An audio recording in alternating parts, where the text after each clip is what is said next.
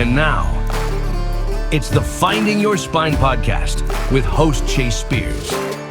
Welcome back to the Finding Your Spine podcast, where we call men and women to live and lead boldly in the truth. This is going to be a fun one today. I'm talking with my friend Christian Garrick in New Orleans, Louisiana. Nolans, is that how y'all say it, Christian?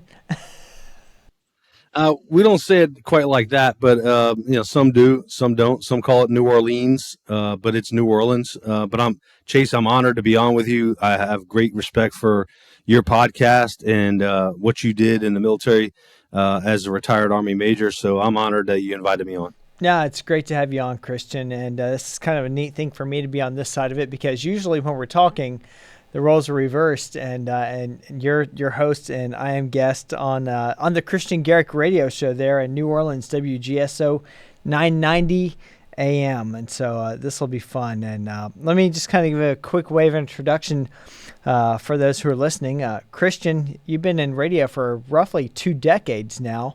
Kind of got started in sports radio, and you've worked your way up into political and cultural topics.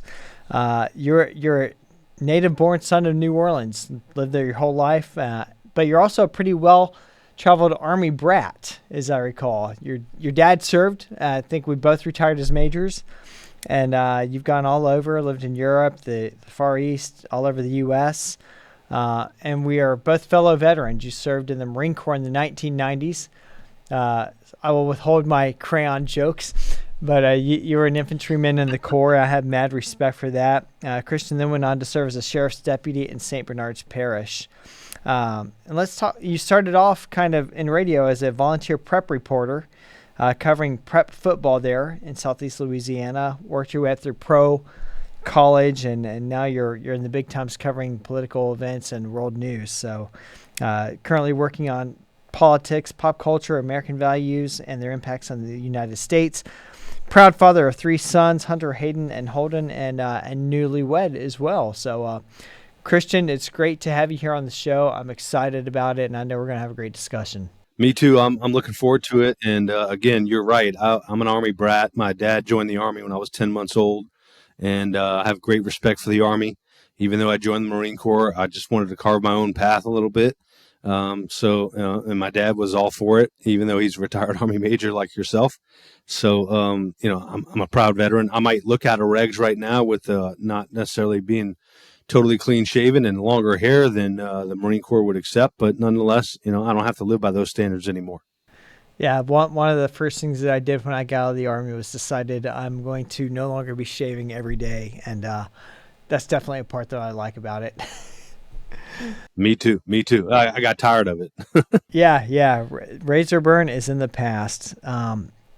Christian, one of the things we talk a lot, you're kind enough to have me on your show as a weekly guest to talk about military affairs and what's going on, especially as military operations impact the political realm. And there's no shortage of those examples, and I enjoy talking about them. But in our one-on-one discussions off the air, you've shared with me a lot about your personal story and how you came up as an entrepreneur yourself, how you've struck out on your own in radio broadcasting in the last few years as the world lost its mind in 2020, and you began to experience a lot of the same frictions, really cultural and ideological frictions, working in corporate radio that you had worked so hard to rise up in a major American city. And I saw a lot of parallel between that and what I faced in the military as a spokesman, similar things. And I've just so admired how you were willing to say, I'm not going to kiss that ring, and were willing to walk away from that and to go into business on your own and build your own show. And I'd really love to kind of get to know a little bit more about that and talk through that story, because I mean that's the kind of stuff that we discuss on the show, is people who say, no, I'm not going to say that 2 and 2 equals 3. You cannot convince me to do that, because I know what is true. I know what is right. I know what is accurate. And I'm willing to walk away in order, if that's what I have to do, to live out my values, and you've done it. So we'll get to that, but tell us a little bit about your background, who you are, and kind of what went into the character formation that really has shown itself in these last few years? Sure. Chase, that's a great question. And, one thing is I was raised by two great parents. And I mentioned that my father was in the Army. So I got to experience several different cultures, or if you will, or several different, experiences.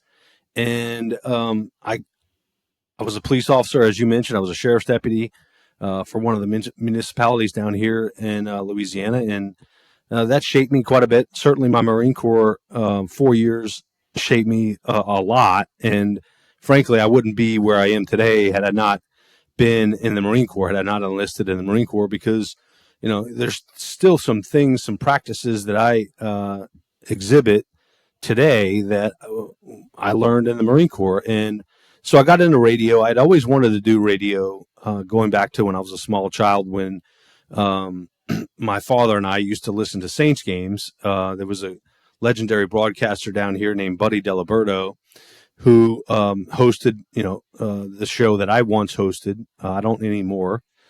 Sports Talk, and also the pre-game show and post-game show following the Saints games. And I had always, we were able to listen to that, even living in Kentucky or wherever we were living. It's a strong signal. But anyway, I got into corporate radio. I put in an application every Monday for like 5 weeks, and they called me and said, "Hey, look, we're tired of seeing your application. Come in for an interview." So I started off as a producer, and I made it clear to them that I wanted to be on the air. And eventually I got to do that, and I got into sports, because at the time, sports to me was very important. And I've learned since, and I'll get into that later, but I've learned since that, sports is really very minute in terms of the importance level of it. So I got into sports, and the pandemic happened. I'm fast forwarding here. I covered the Saints in the NFL for 14 years, 9 years as a Saints sideline reporter, covered the Super Bowl when they won the Super Bowl. That was a big thrill. And then 4 years as the pre and post game host on a radio station that I would rather not name, only because they don't deserve it, because they're owned by George Soros, whom I know you and I have very strong opinions about. Excuse me. So during the pandemic, when the pandemic happened, I was on the air, and the first case in Louisiana came across the newswire. And I said to my audience, "Hey, listen, this is what's going to happen. Our politicians and our media are going to tell us a couple of things, and they're going to do a couple of things." And I said that they're going to lock us down. I said that this is not a automatic death sentence that the media would have you believe, and they're going to make us wear masks. They're going to put us social distance. And I went to a commercial break, and I got a call from my boss that said basically, "Hey, you can't say that." And I was like, wait a minute. So if I can't say the truth, then there's an agenda here. And I don't do well with agendas, motivated agendas in particular, when it comes to controlling people and controlling the narrative. So I kind of pushed back a little bit. I went back on the air, et cetera. But it was at that point where I kind of realized that I need to start forming or looking at an exit plan, given also the other things that happened. I had corporate radio is a very dangerous place, and they want to tell you what you can say, what you can't say. And I'm not that guy. I don't like to be told what I can say and what I can't say. So long story short, in 2022, they wanted me to sign a contract that was not very fair. So I said, I'm leaving. And I started my own radio show on WGSO, as you mentioned, and I've never been happier. And corporate radio is very, very toxic, because all they're doing is trying to cover their lawyers' behinds and make sure they're not dragged into court. They don't really care about what's fair in the conversation. They don't really want to have a conversation. They want to promote something that they want to drive. And I'm glad I'm out of it, quite frankly, Chase. Yeah, Christian, I share some of those feelings and sentiments about how it's nice to be out of the military now. Although I do know there are some things that are getting better in the force. There are still many things that are not, because it's a big ship with a small rudder. But I want to go back to something you said a moment ago about in corporate media, the kind of laser-like precision that they expect you to hold in terms of saying what hire wants you to say. And of course, that sounds a lot like some of the things that I knew of in my existence as a public affairs officer as well. But I think I recall, correct me if I'm wrong, because you're closer to this topic than I am, but I want to say that I saw a number that said it's roughly 90% of media organizations in the United States, whether it be television, radio, newspapers, are owned by about 6 individual corporate interests. Does that sound about right?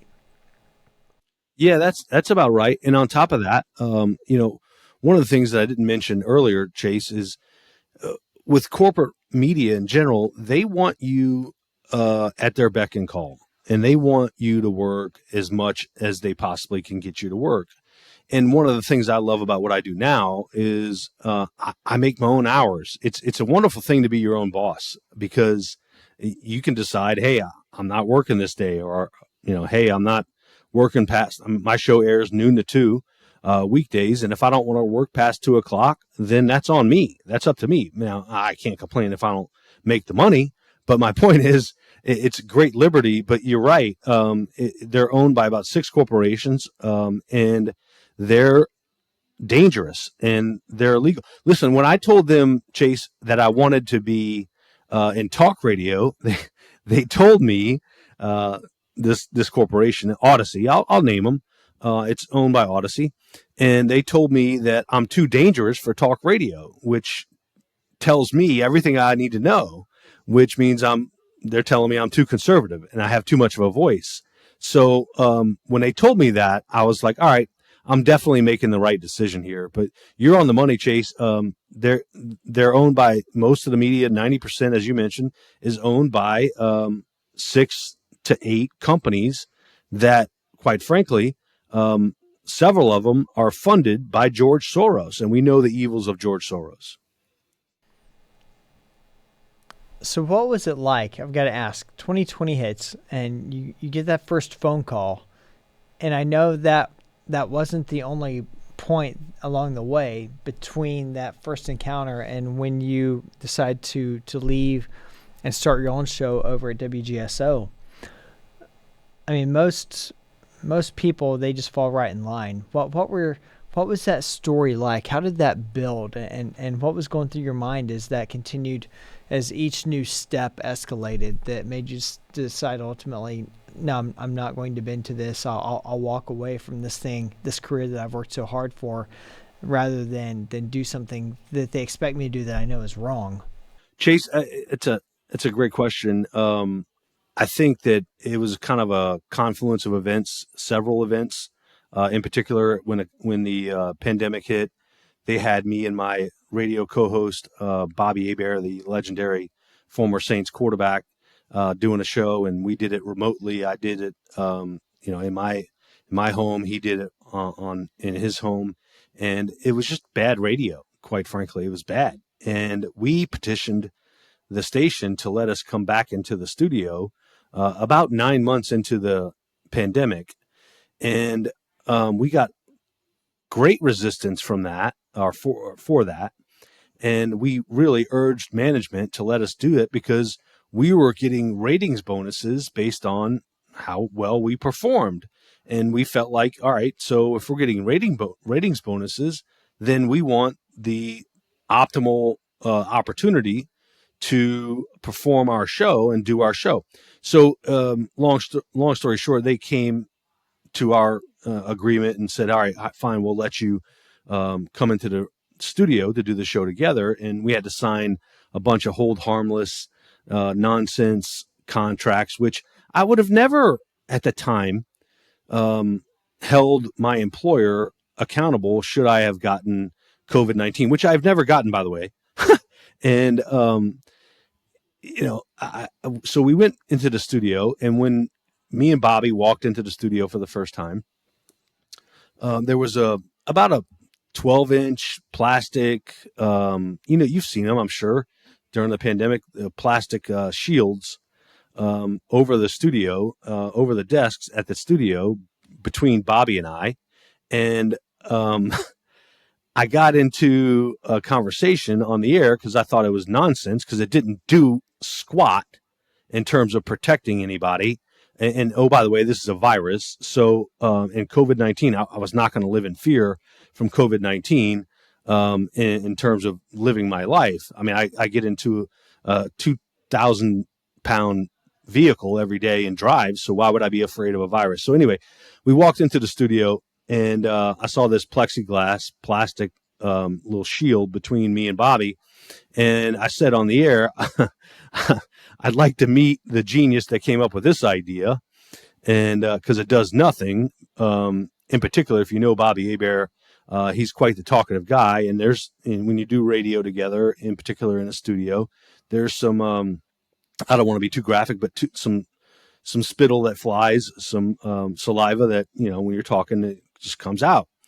And I got on the air and I talked about that. And I went to a break, and my general manager called me and was like, this was my idea. And I basically told him, hey, you wasted a bunch of money. Whatever you spent for this is too much, whether it's $1 or $100. And he didn't like that very much. And while we were in the studio, or when we walked out into the common areas, maybe the kitchen area, we were told that we have to wear our masks. And one day I walked into the common area, and lo and behold, my general manager was there. And guess what, Chase? He wasn't wearing his mask, but yet he wants to tell us to wear. Yeah, exactly. He wants to tell us we have to wear our mask. And we had to sign in, Chase, to an app and take our temperature every day. And I'm just going, this is nonsense. It's just stupid. And I felt bad simply because Bobby, my co-host, whom I still love to this day, he was a great man, lost his father to COVID-19, or he died with COVID-19, I should say. But he was also 81 years old, that was a 2-time cancer survivor. So, we know through the numbers and the history that, those that are elderly, those that have had illnesses, they're much more susceptible to passing away or getting a bad case of COVID-19. So when I saw that, when I saw my general manager walk in there, and I held him accountable, I was like, where's your mask? Where's your mask? Oh, I forgot. And I said, well, it wouldn't be acceptable if I forgot, would it? You would read me the riot act if I forgot to wear my mask in here. So it was a confluence of events that really just made me go, you know what? Corporate radio is dangerous. And then they started trying to tell me what I could say about the virus. They actually told me what I could post on my social media accounts, on what is now X. It was then Twitter. They asked me to take something down when I saw my general manager of the station at the time post something abhorrent about President Trump at the time. And I told my station manager, I was like, well, if he takes it down, then I'll take mine down. But I'm not going to take something down. I'm not going to apologize for my beliefs. And that's really, this was after the Joe Biden disastrous pull out of Afghanistan. And I had some things to say because I had, Chase, I'm sure you're the same way. I had some buddies that spilled blood over there, that died over there. And I was very passionate about that. And it really ticked me off. So I had some things to say on X. And they wanted me to take it down. And then there was an instance, this is really what kind of did it for me. On July 4th of 2022, my former Saints media colleagues this is America's birthday. This is Independence Day. And they didn't post one thing about happy birthday to the greatest country, because we live in the greatest country on earth. I know we have our issues. I know we have our problems, but we live on the greatest country on earth. And they were posting all this social media, social justice this, social justice that, George Floyd this, George Floyd that. And I tagged all of them in a tweet and said, the following Saints media members hate this country. And they called me and said, the station management called me and said, hey, I need you to take that down. And I refused. So they suspended me for 4 days. And I was like, all right, fine. I'm going to, and they paid me. So I was like, all right, I'm going to Grand Isle, which Grand Isle is a local fishing community down on the coast of Louisiana. So I was like, all right, fine. I'm going to Grand Isle. So, yeah, I mean, corporate media is just an awful, evil thing. So from July 4th there, like how long was it until you ended up walking out? It was 6 months because I was trying to formulate a plan as to exactly what I wanted to do. So I didn't want to leave right away. And I got some things in line, and they wanted me to sign another contract. And again, like I told you, they told me that I can't do talk radio, which, by the way, my station manager, probably 4 years prior to me leaving, told me, you're going to be a talker one day. You're going to be a regular political commentator one day. And so it was I felt it was time for me to do that. I wanted a new challenge. I wanted to do something that I hadn't done before. I had covered a lot of things in sports and seen a lot of things. And sports is a limited sandbox. I mean, there's only so many things you can talk about. And it's really what I got bored with it, Chase. But it was about 6 months. And, in December 28th, actually, of 2022, I left, and I haven't looked back since. Good for you. Good for you. And I know you enjoy being able to work in the open now. And there were a few different things you shared with me that you really wanted to talk about. So I'm going to try to make sure that I hit them all here. Particularly the impact of your father and your mother on you in your life, and how the things that they imparted on you really shaped how you live now, and shaped your character, and shaped your willingness to take chances and to walk away from situations that you know aren't lined up to be in the right. Chase, you're so right. In particular, I recently lost my mother in June. And it was a profound impact on me. I have a great father that's still alive, still healthy, but both of them played a major role in shaping the individual that I am, and in particular, the family unit. Excuse me. And I think that's so important. And Chase, I think that you and Lori have a similar approach. You mentioned that I'm a newlywed, my wife, and I very much align on almost every issue. And, I think men need to lead the family unit. And my father did that. And he taught me a lot about how to treat your wife, how to lead a family, and how to raise children. So did my mother. And it's hugely important to me to continue that legacy, continue that.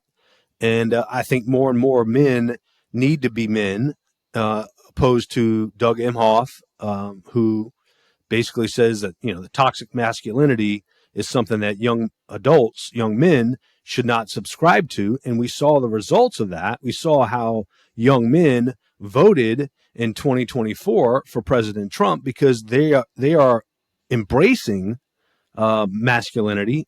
My oldest son is 26 years old. He's in the police academy right now, going to be a police officer, and he's a very masculine dude. Chase, to be honest with you, he might be more conservative than I am, frankly. But it was hugely important for me. I have great parents. I have a late mother, obviously, as I mentioned, but I've had the experience of being raised by two very strong Christian conservatives that believe in the family unit and raising children to stand up for what's right. And that's what I try to do. No, man, I tell you, Christian, I completely agree on the role of men in the home. And that's something that has been so lost. And I mean, I've had so many conversations with people that go along these lines of like, watch a modern sitcom. And who's the dad? The dad is always a bumbling idiot. And there's a reason that they push that image, right? There's been this whole cultural push to make men look like less than leaders in the home, to make it look like, well, the men are just there and it's the wife who's having to hold it all together. And I'm not saying that never happens, because I know homes in which that has been the truth, where it has been a strong wife who's held it together because of a reckless husband. But there are also homes where there are strong fathers, but you wouldn't know that culturally. And even we're going to get into, I know, talking about the death of Charlie Kirk a little bit, something that has, definitely impacted both of us. But one of the things that the trolls have said about him is, oh, what a terrible man. He believed that wives should be submissive to husbands. And I'm like, well, if you disagree with him, you're disagreeing with the Apostle Paul, because that's where that's drawn from. And there's a reason that God set the house to be ordered in a certain way. And we're in a society that is in such rebellion to that. And Christian, I don't know what it's like in your neighborhood, but I can tell you every place I've lived in the U.S., I don't think we're better off by having displaced men from their leadership role in the home. No, we're not. And, I would invoke Proverbs 31. That's what my wife strives to be. She wants to be a Proverbs 31 wife, and it's biblical. It says it in the Bible. Men should love their wives like they love the church, and women should be submissive to their husbands, which doesn't mean that you're a slave like that radical governor candidate in New Jersey insinuated. It just means that men protect their wives, they protect their children, they protect their family, and women provide in the home, and men provide outside of the home with whether it be protection, whether it be financially. So we very much live by that passage, the Proverbs 31. And, we have, it started, well, not started, it's been going on for a long time, as you pointed out, with these sitcoms.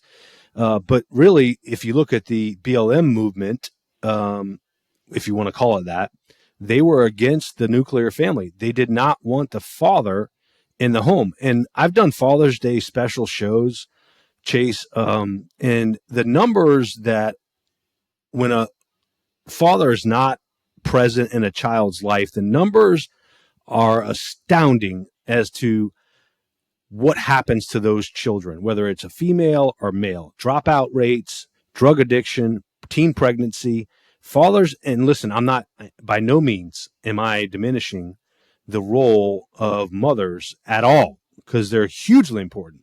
I love my mother. I'm very sad that she passed away, and she played a pivotal role in raising me. But fathers are so essential in a child's life that we have to embrace that. We have to accept that and understand that and know what the pitfalls are and what the what can happen to a child when they don't have a father in their life. Chase, I want to be completely transparent with your audience. I was married. I have 3 kids with my ex-wife, and we got divorced. It just didn't work. But one of the things that I'm grateful for, first off, she's a great mother. We might not have seen eye to eye on things, but she's a great mother, and she remarried, and my children's stepfather is a great guy and is another positive male role model in their life. So I'm kind of blessed in that sense, because they have 2 positive male role models in their life, but it's so important. I think it's completely understated, and the assault on the father in American homes is something that we have to recognize, and also we have to go against and stand up against. It's Finding Your Spine podcast, right? So find your spine, fathers, and do your job. No, I could not agree more, Christian. I mean, every time that I hear the latest statistics on, drug overdose and children who have messed around with narcotics, out of wedlock, youth pregnancy. I mean, almost every time I hear those come up again, my mind immediately flashes back to the question of how many of those young people are growing up without a loving, leading father in their homes. And I don't have those numbers in front of me right now, but we know it's the majority. I actually had this talk with a policymaker not too long ago. I've been to a couple of drug awareness events recently, and my heart breaks for those families who have lost children and young adults to the scourge of opioids, and most notably to the scourge of fentanyl. It's heartbreaking. But I see in a lot of these stories, I look and I say, how many could have been saved had there been a strong, active, involved, loving father. And there are homes that have strong, active, engaged, loving fathers who still fall prey to this. So I'm not by any means demeaning that, but I'm saying we have so the risk goes up for young people so substantially without that. And I don't think we're anywhere near truly understanding that enough as a society, because I think if we really understood that, we would take seriously the call for, hey, how do we shape policy to make it hurt for a dad not to be there, to make it hurt for a dad to walk out on their family, to make it hurt for a father to not be involved. Because I think everything else that we try to do is trying to attack the symptom rather than the disease. Yeah, I mean, again, Chase, it's a salient point, and I had a great father that set a great influence for me and great example for me, so I try to live by that, and I'm closely connected to my kids. I talk to them, all three of them, every day, and it's hugely important for me to know what's going on in their life. Even though again, I have a 26-year-old. He's a grown man and he can make his own decisions, but he makes decisions based on things that we've talked about. And listen, I rely on my father, and you've talked to my dad offline a few times, and I rely on my father almost every day for advice, or we talk every day at least. And I try to do the same thing with my kids. But before I make any kind of big decisions, I rely on my father. He's older than me. He's wiser than me. So I recognize that, and my kids recognize that with me. So they consult with me quite often. It doesn't mean they always have to follow everything that I have to say now, but I try to impart wisdom on them about how to get through life. And I'm proud that I have three productive young men that are going to be young men. And that's the other part about this is, I think that, women certainly know how to raise children, but there's a point in time where men know how to raise men. If you're a good, productive man, you know how to raise men. So my ex-wife is great to me in terms of, when it comes time for me to, lay down the law or consult one of my children, one of my sons, and teach them a life lesson, about how to be a man. She does that. And I think that's hugely important. It's incredibly important, and I'm definitely blessed to have a Proverbs 31 wife. Lori has just been so amazing, and I'm so in awe of what she does in the home, and I'm so grateful for our kids, and I'm trying to make up a lot for lost time for what 20 years in the military did to the amount of time that I was home. There was definitely a sacrifice there, and a lot of it that I in ways regret. But I'm so proud of the young men that my sons are becoming, and I'm excited to see what life will look like as they themselves in the future become fathers. And speaking of another father figure who we're definitely talking about a lot lately is Charlie Kirk. And I know you wanted to talk about him and his legacy a bit, specifically his courage. And by the time this runs, we'll be a few weeks out from when that tragedy happened. We're still kind of fresh in the midst of it right now. And I was actually in the studio when I got the news, Christian, and I've talked about that in a couple of other spaces. But, what I appreciated so much, one of the things that he said repeatedly was courage is a choice. You don't need a skill for it. You don't need training for it. It's a choice. Now, I would add to that, training helps, practice helps, practice in the small things, and then you're better prepared for when the big things come. But what was he like for you as a man who's in radio broadcasting, as in conservative talk radio? You like to mix it up in the idea space. He was a master at mixing it up in the idea space. Listen, Charlie Kirk was a huge impact on my career. His story is phenomenal. He didn't go to college. He started TPUSA at 19 years old. And you want to talk about an example as a father, an example as a husband, but also an immense talent on the air and also hosting these events on college campuses. I mean, he went into the Lion's Den almost all the time. He was not going to be met with great fanfare on these college campuses. And what I admired about him, and this is something that I've tried to do better at hosting a radio show, is sometimes I get callers in opposition of what I feel. Just let him talk. He would put down his microphone on these college campuses and let whoever opposed him in conversation or thought, he heard them out. And now he was masterful at completely dismantling their arguments. And what I admired about Charlie was he was great at understanding history, the Constitution, the Bible, and among many other things. And frankly, Chase, I would submit that he's the one that delivered the 20-something-year-old vote to President Trump. He's the reason the youth, and I think the 20-something-year-olds are the reason why Donald Trump won the election in 2024. He's also the reason why J.D. Vance is now the vice president. In other words, he recommended him to President Trump, and his impact is far-reaching. My oldest son, I mentioned him, my 26-year-old, and I don't want to mention his name only because I've had threats on my life and even my children's lives doing what I do. And but he was hugely impacted by Charlie Kirk. That's how I found out the news. Is my son texted me saying, did you hear about Charlie Kirk? And I was like, no.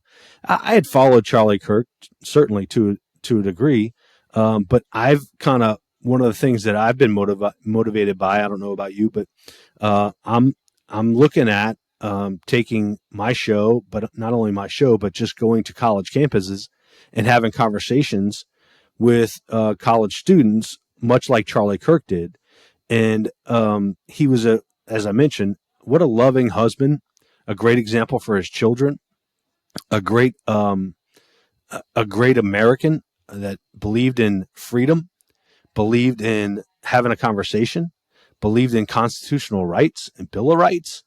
And what a tragedy that was. But also, much like I would argue maybe that he's the modern day Martin Luther King. When you martyr someone, their movement and their cause only furthers. As Erica Kirk mentioned, and what an amazing wife she is. What amazing strength does she have to be able to say, and this is what Christians should say, I forgive the assassin. She said that in front of 68,000 people and 100 million people online that were viewing this service. I'm not sure, and I'm not trying to cast aspersions, but there's not a lot of women that would have that strength to say that. But I admire her tremendously for being able to say that she forgives that 22-year-old that killed her husband, that took away the father of her children. And really what we have to learn about this is we need to have conversation. We used to be able to have conversation, and I'm okay with that. I'm okay. I might disagree with you, and you can disagree with me. You can disagree with Chase, but let's have a conversation. Political violence, we saw it today in Dallas at an ICE facility. And I know this is going to air later, but we saw it in Dallas, and we've got to stop with this violence. And in particular, the radical left wants to talk about gun control. Well, first off, guns don't kill people. People kill people. Secondly, they're not really interested in toning down the rhetoric. I mean, we had 2 assassination attempts on President Trump. We had Charlie Kirk get murdered in front of his own children. His daughter was there and watched him get shot in the neck and die almost instantly. But this is what happens when Maxine Waters, Chuck Schumer, Joe Biden, Kamala Harris, and the radical left spew this nonsense about how Trump supporters or anybody that's conservative are fascist, racist, homophobic, sexist, all this stuff, all this ists. And this is what happens. So they they are to blame for this. And they want to talk about toning down the rhetoric. Well, really, truly do it. Stop with the gun control and stop calling conservatives all these names, because you radicalize people. You make them believe in causes that should not happen. Sorry, Chase, I got onto a rant there. Apologize. No, Kristen, I understand. I mean, I've received threats in the last few days myself, and that's unfortunately that's a reality of the world in which we find ourselves. If you're someone who is willing to speak up and speak truth in a culture that does not want to hear truth, and it's like I said on your show, I'm undeterred. I'm undeterred. Like the purpose of that is to try to discourage people and to try to make people feel isolated and to make people feel like they're alone and to make people feel like their situation is hopeless and helpless and that they really on their own can do no good. And believe you me, I'm familiar with every one of those feelings. I think we all feel them at times. It's fear is not, or courage, I should say, is not the absence of fear. It's, as Charlie said, it's the willingness to do something anyways. It's if you don't feel fear when you're standing for truth in an era and a time and a place that hates truth, and we've seen throughout history. I mean, look at Scripture. This is the sinful human condition that we hate truth, and only by the grace of God do people know what truth is. But most don't, and most hate it. And to stand for it in a world that hates it, it's not something that always comes easily. It's not something that always comes lightly. But again, everyone has a choice to make. Are you going to be courageous in the face of it? And it comes with practice. Practicing in the small things leads to the ability to do it in the bigger things. And when you fall, and we're all going to fall, I fall. I know everyone does at some point, right? It's about getting back up again, and showing others that it can be done. I mean, that's why we do this podcast, right? Is to try to be an encouragement to others. And I certainly, because I know I need to hear that message. I know it's hearing these stories of other people who've stood that helps me to stand when it's tough. Yeah, in your show, Chase, is aptly named, Finding Your Spine. I mean, that's so apropos. And listen, as Americans, and I think we're starting to, in particular in the wake of the Charlie Kirk assassination, I think more and more Americans are understanding the message. Even those that might be on the political left are starting to understand that this stuff can't go on, and we need to get closer to the Bible. We need to get closer to the Lord. I thought one of the most resounding messages, and this is not something that you're not aware of, Chase. I know you know this, but I can't remember exactly who said this. There were several speakers at his service, but as Christ was on the cross, he said, "Father, forgive them, for they know not what they do," and that's very profound to me, because we need to have more acceptance of at least somebody willing to have a conversation, or at least willing to debate a topic. But this violence has got to end. It just has to end. And I'm tired of hearing about gun control. I'm tired of hearing about, we must end this from our politicians. Well, you're in charge, and listen, this happened under President Trump's administration. I understand that. I know he's the president now, but I want to further the point that this is all because of folks like Maxine Waters, Chuck Schumer, Joe Biden, and Kamala Harris saying some of the hateful things that they've said. And we got to stop doing that. Chase, no matter where you stand on the political aisle, we're all God's children. Okay. And I try to treat every human being that I come across as my fellow human, God's children, and try to treat them with dignity and respect. And we've got to get back to that. We were there in the 80s, under President Reagan. We were much more civil and cordial to each other. But I'm saddened and I'm heartbroken over the Charlie Kirk assassination. It's a terrible, terrible thing. And we have to get serious about having conversation and get rid of the political violence, because it's not Christ-like. It's not biblical. It's not Christianity. People forget, Chase, that this country was founded on Judeo-Christian values. People forget that. Oh, by the way, a majority of this country are conservatives. So I'll just leave it at that. Well, I think what we have to remember is like the natural condition of fallen man is violence, is anarchy. Like to live an ordered liberty, and that is very different than outright liberty. Outright liberty is anarchy.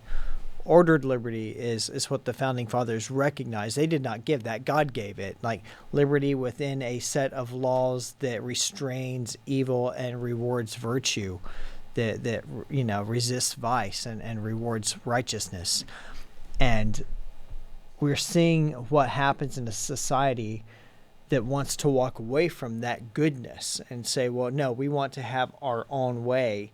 Well, that always goes into violence. I mean, it really truly is Christ or chaos. Choose your way, Western man. Which way will you go?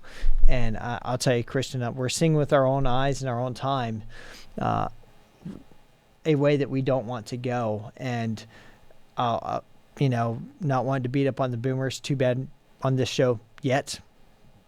Get a beer or two in me, and I probably will. But I mean, we've had a couple of generations that frankly have dropped the ball on this. And it's up to our generations now to pick it up and say, this demon goes no further. We're going back to order, liberty. We're going back to righteousness. We're going back to sanity. We're going back to Christ, because that's where goodness is found. That's where order is found. That's where true liberty is found. And just reject this outright, this sense of utopia if we can just do whatever we want. Well, whatever we want is in the hands of depraved man is hell on earth, and we can't go there. And Kristen, I won't speak for you, but I'm sure we're aligned on this. Like, as far as I'm concerned, I will do everything in my power over the rest of my life to not let this bull get any further down the pin. I mean, we have. I'm thinking of how do I use my talents to set the world up to be a more ordered place, a more virtuous place for my sons and my daughters, and then for their children, and then for their children, and then for their children. We have to get back to that mindset of planting trees that we know we won't sit under the shade of. And the last couple of generations kind of failed us on that one, but we can pick it up. I'm absolutely convinced that we can pick this up. We just have to be willing to do it. We have to follow Charlie Kirk's message of being willing to stand up and be righteous and fight for what you believe in. And that's what I'm willing to do. Chase, I know you're willing to do that too. And one of the things that I'm most proud, I'm sure you are too, because I'm sure you and Lori have done a great job with raising your sons and your daughter. But in particular, we talked about this earlier, men leading the family unit. I'm so proud that I really know my sons are going to be productive men, productive in the workforce, productive fathers, great fathers, and also productive and great husbands, in leading the family unit and home, because we've instilled that in them. And we can't walk away from that. We have to understand that's important, highly important. And I'm with you. If we instill this in this generation, in our generation, in our children's generation, they're going to instill the same things. I've been accused of, you're indoctrinating your children. No. I'm raising my children based on Judeo-Christian values. And there's absolutely nothing wrong with that. And somehow there's a small fraction of the country that feels like that's bad, or that's not a good thing. And yes, I'll submit to you that there are some conservatives that have committed some crimes that I would denounce. Quite frankly, the one on Nancy Pelosi's husband, if he truly is conservative, I don't know. You can't trust the media, but man, I have a very, very strong belief in the Bible, and I'm grounded by that. I have faith. I'm grounded by that with my late mother, and she instilled that in me early in my life. And I think we need to get back to that. And I think we're trying to get to that point, in particular after the Charlie Kirk assassination. And what I invite people to do, and we saw this, Chase, more and more people that have never been to church before in their life went to church the Sunday after his assassination, but more the Sunday of his service. So look at the messages that we saw in that service. I mean, they were very powerful. Marco Rubio literally delivering scripture. When was the last time you'd think a politician, you'd imagine or see a politician quoting the Bible? That's almost sacrilegious, or it's almost unheard of, because politicians don't like to do that. But I just think that as a nation, in the wake of the Charlie Kirk assassination, we have decided, enough is enough. I mean, Chase, there were 68,000 people in that stadium, and there were another 100 million people viewing worldwide. And there was another 200,000 that showed up that couldn't get in. So what does that tell you about the movement and where we're headed as a country? I'm encouraged by it.